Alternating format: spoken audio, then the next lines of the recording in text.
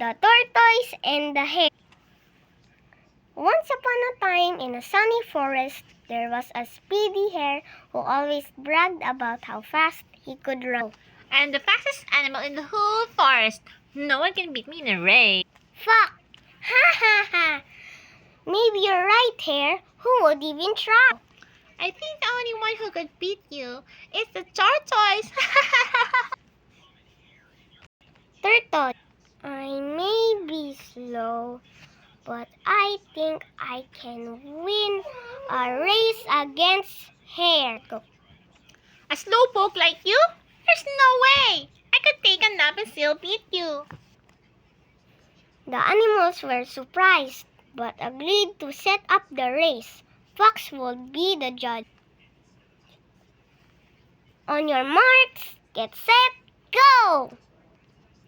The hare dashed off quickly, leaving the tortoise far behind. Go. Ha!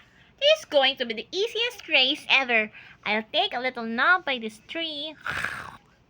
Meanwhile, the tortoise kept moving slowly, step by step, never stopping.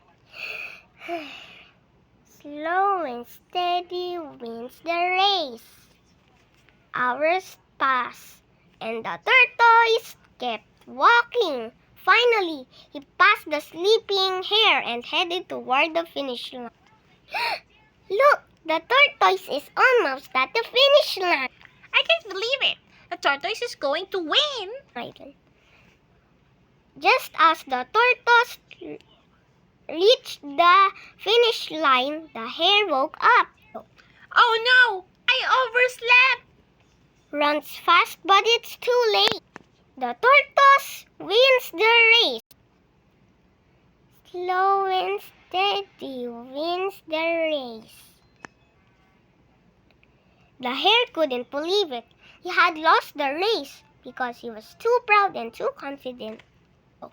I guess I learned a lesson today.